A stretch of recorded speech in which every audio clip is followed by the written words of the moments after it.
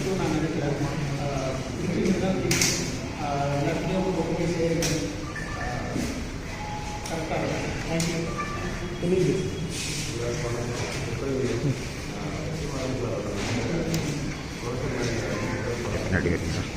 பெரிய சார் பக்கத்தில் இருந்திருக்கோம்ல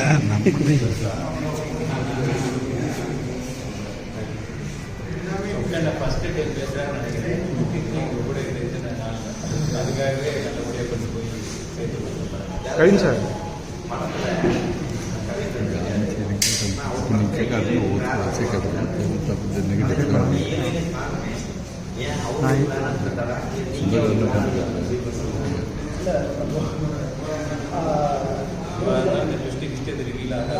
ஆமாம், லவ் பற்றி வேறு மாதிரி சொல்லலாம்.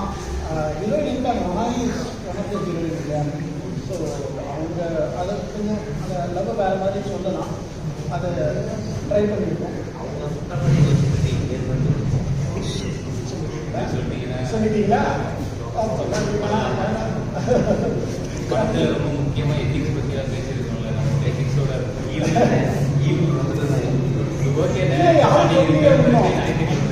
கவின் சார் படத்தில் இளையராஜா சாங் வந்து ஒரு பெரிய ப்ளஸ்ஸாக இருக்குது. ஜிவி பிரகாஷோடைய மியூசிக் சாங்கும் ப்ளஸ்ஸாக இருக்குது. இளையராஜா சாங் நிறைய வந்து ரொம்ப இதாக இருக்குது. அதை பற்றி என்ன? இளையராஜா சாங் வந்து நிறைய இடத்துல முக்கியமான இடத்துல ப்ளஸ்ஸாக வருது. அதை பற்றி சொல்லுங்கள். அது யாரோட ஐடியா? ஆமாம், எடிட்டில் டிசைட் பண்ணோம் நாங்கள். ஆப்வியஸ்லி ஒரு பாட்டு இருந்தால் எப்படி கொண்டு தெரியும். அது ஆசீர்வாதம் தான். ஸோ அது எந்த அளவுக்கு எலிவேட்டாகவே அது பிடிச்சிருந்ததுன்னா அது கரெக்டாக உட்காந்துருக்கு தானே. அந்த சீனில் அது கொஞ்சம் காலையில் பார்த்தீங்கன்னா இளையராஜா சார் வந்து ஒரு ஃபோட்டோ கூட யூஸ் பண்ணக்கூடாதுன்னு சொல்லி இல்லை, நாங்கள் பர்மிஷன் வாங்கிட்டு கேட்டு அவுட் சைடு ஆசீர்வாதம் வாங்கிட்டு தான் நாங்கள் பண்ணோம். வாங்கிட்டு பிளஸிங்ஸ் வாங்கிட்டு தான் நாங்கள் பண்ணோம். கவின் சார், இப்போ ஒரு பெரிய ஹீரோ ஆகிட்டீங்க. நீங்கள் ஒரு பெரிய ஃபைட் சீக்வன்ஸ் வருது. அதில் உங்களை எதுவுமே பண்ணாமல் வந்து ஆக்டிங் பிளேஸில் கொடுத்துருக்காங்களே, அது டேரக்டர் சொல்லி தான் பண்ணாங்களா? கிளைமேக்ஸில் கேட்குறீங்களா? அது நான் மென்ஷன் ಮಾಡல, நீங்கள் தான் சொல்கிறீங்க. மெயினாக நான் முன்னாடியே சொல்லியிருந்தேன், இந்த படத்தை வந்து நான் முக்கியமாக ஒத்துக்கிறதுக்கான முக்கிய காரணம் இந்த லாஸ்ட் 20 minutes. ஏன்னா இது ஒரு காமன் மேனுக்கான ஒரு படம். இது ஒரு காமன் மேனோட ஒரு வழி.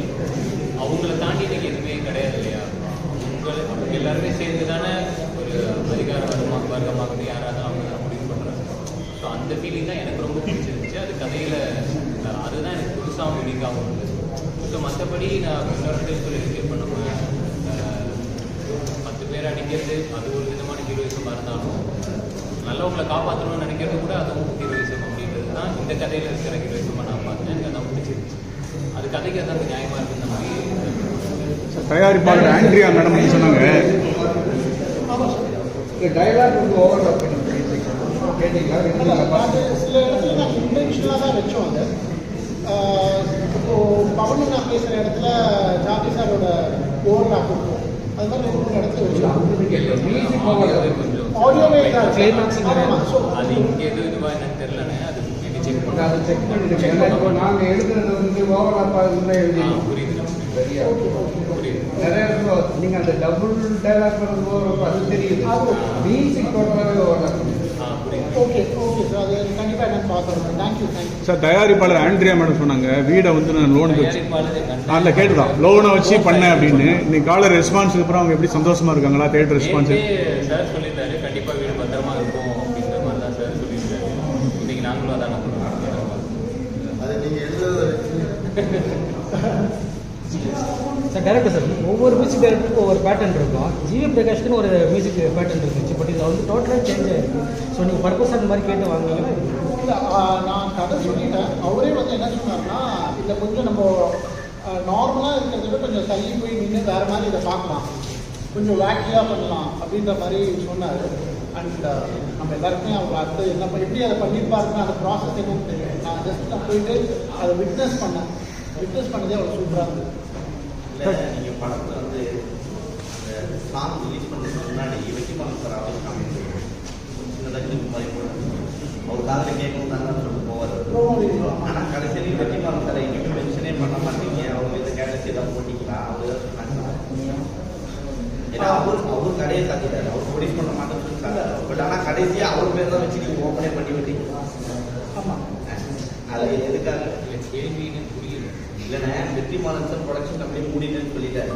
பட் ஆனால் நீங்கள் சாங் ரிலீஸ் பண்ணும்போது அவர் அஜய் ஆஃபீஸ் சார் வந்து அவர் அந்த லேபிளில் இருக்கிற இதுதான் நாங்கள் போடுறோம், இன்னொரு இதில் வரோம்னு சொல்லியிருந்தாரு. அதை நீங்கள் யூஸ் பண்ணியிருக்கோம். அவர் நிறைய கம்பெனி வச்சிருக்காருன்றதை ரிவீல் பண்ணிருக்காரு. நான் ரிலீவ் பண்ணேன். சார் சொல்லியிருந்தாரு நீங்கள் ஒரு வீடியோ மட்டும் பார்த்துட்டு பேசுறீங்க.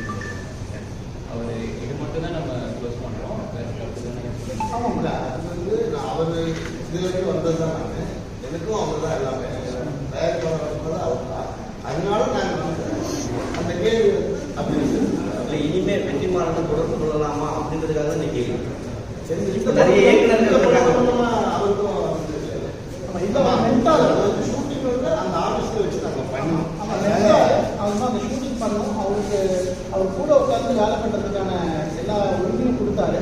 ஸோ அதுவே ரொம்ப ஒரு அழகான விஷயம் தானே. அவர் கூட உட்காந்து பேசி ஒரு கதையை நம்ம மெருகேற்றுறோம், அவரோட ஐடியா உட்காந்து டிஸ்கஸ் பண்ணுறோம்.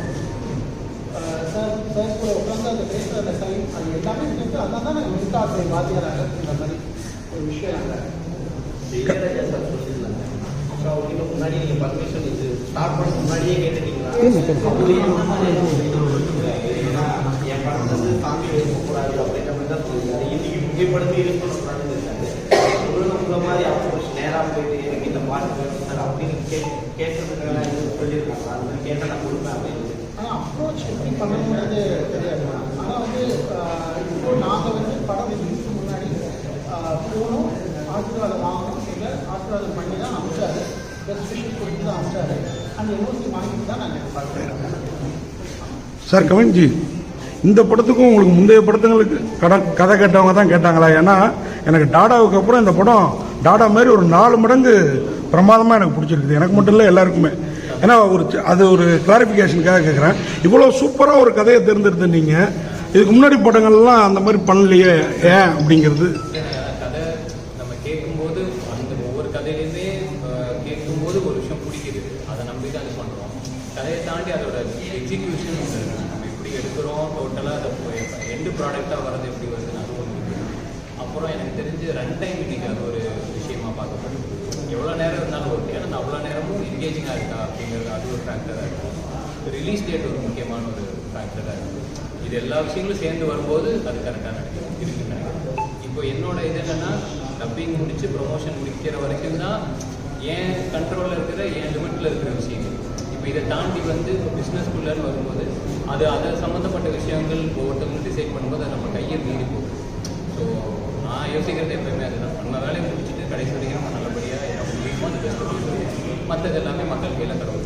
அதே மாதிரி சார்லி சார், ஆண்ட்ரியா மேடம், இவங்களுக்கெல்லாமும் உங்களுக்கு ஈக்குவலாக ஒரு இம்பார்ட்டன்ட் இருக்குங்கிறது கதை கேட்குறப்பே உங்களுக்கு தெரிஞ்சிருக்கும். நமக்கு ஒரு ஹீரோயினும், அதாவது உங்களுக்குன்னு ஒரு ஹீரோயினும் படத்தில் இல்லை அப்படிங்கிற மாதிரி ஒரு ஃபீலிங்கும். ஆனால் ஹீரோயினோடலாம் திருப்தியாக இருந்தாங்க அந்த ஹீரோயின். ஓகேங்களா, எங்களை மாதிரி ரசிகர்களுக்கு நானும் மோகன் தான் ஒரு சீன், அதான் அந்த சீன் உங்களுக்கு பிடிச்சிருக்கு. அது பிடிச்ச அந்த பாட்டு, இளையராஜா சார் பாட்டு, அது ஒன்று போதும் கொடுத்த காசுக்கு. அவ்வளோதான். ஸோ என்ன மேட்டர்னா, இந்த கதைக்கு இப்படி இருந்தால் தான் இப்போ உங்களுக்கு இந்த விஷயங்கள்லாம் பிடிச்சிருக்கு. எனக்கு அதுதான் பிடிச்சிருந்துச்சு, அது உங்களுக்கு பிடிக்கும் நம்பிக்கையில் பண்ணாது. அவ்வளோதானே. இன்னைக்கு நம்ம என்னதான் யோசிச்சு எவ்வளோ பண்ணாலுமே அந்த கதை கரெக்டாக இருந்தால் தான் மக்கள்கிட்ட கரெக்டாக கொண்டு போய் சேருது. அதனால் அதுதான் ஃபஸ்ட்டு ப்ரையாரிட்டி. அதை தாண்டி இப்போ ஹீரோயின் படம் ஃபுல்லாக ஒன்றும் இப்போ நான் ஹீரோ எனக்கு ஒரு ஃபைட்டு வேணும், இல்லை நான் தான் அதெல்லாம் முடிஞ்சிருச்சுன்னு அதை கரெக்டாக இருந்துச்சுன்னா மக்கள். சார் நெல்சன் சாரோட வாய்ஸ் ஓவர் ப்ளஸ்ஸாக இருந்தது. சார் படம் நெல்சன் சார் வாய்ஸ் ஓவர் ரொம்ப நல்லா இருந்தது. அவர் படம் பார்த்துட்டு உங்களுக்கு என்ன சொன்னார்? அண்ணன் பார்க்கல, ஏன்னா இப்போ லாஸ்ட் மந்த் வரைக்கும் நாங்கள் இந்த ப்ரமோஷன்ஸில் இருந்தோம். கொஞ்சம் கரெக்ஷன்ஸ் அதெல்லாம் இருந்தது. அண்ணன் கொஞ்சம் ஜெயலலிதா ஷூட்டிங்கில் இருக்காரு. எனக்கு தெரிஞ்சு இன்னும் சண்டே பிரேக்கில் இல்லை அதுக்கப்புறமேட்டு படம் பார்ப்பாரு. ட்விட்டரில் பார்த்தீங்கன்னா நீங்கள் பார்த்துருக்கீங்களா இருக்கிறாங்க. ட்விட்டரில் விஜய் சார் நடக்கிறது நீங்கள் நடக்கிறது ஒரு கேஸ் வச்சு அப்படியே இருக்குப்பா அப்படின்ற மாதிரி ஒரு சம்பவம். கால் வழி மெதுவான பண்ணமா யார் யார் வசதிக்கு தேவையோ அதுக்கு ஏற்ற மாதிரி சொல்லிட்டு இருக்காங்க. இல்லை சார், எங்களுக்கும் தோணுச்சு விஜய் சிவகார்த்திகேயன் அந்த இடங்களை நோக்கி நீங்கள் நடக்கிற மாதிரி தோணுச்சு. அதே மாதிரி வர முடியாது. அதே மாதிரி பிக் பாஸ் இது வரைக்கும் உள்ள பிக் பாஸ்ல 3 மாஸ்க் படத்தை மக்கள் கிட்ட எப்படியாவது கொண்டு போய் சேரணும்னு போராடி இந்த பிரஸ் மீட் இருக்காங்க சார். அதுவே சேர்ந்துடும் சார், அவ்வளோ பிரமாதமாக இருக்கு. Okay sir. சந்தோஷத்தோடவே எல்லாருமே கலந்து நல்லா பண்ணுறது. எப்பயுமே கொண்டு போய் சேர்த்தாலே என்னோட முந்தைய படத்துல எல்லாருக்கும் பிடிச்சிருக்குன்னு நான் நம்புகிறேன். வெளியில் வந்து மற்றபோது எல்லாரும் வந்து மற்ற பார்க்க முடியும். இது நிச்சயம் இதை பற்றி பேசியிருக்கீங்கன்னு சார் எக்ஸ்பெக்டேஷனே இல்லாமல் வந்தோம், ஆனால் எக்ஸ்ட்ரா நிறையா இருக்கு. வாழ்த்துக்கள். எக்ஸ்பெக்டேஷனே இல்லாமல் வந்தோம், எக்ஸ்ட்ரா நிறையா இருக்கு. வாழ்த்துக்கள்.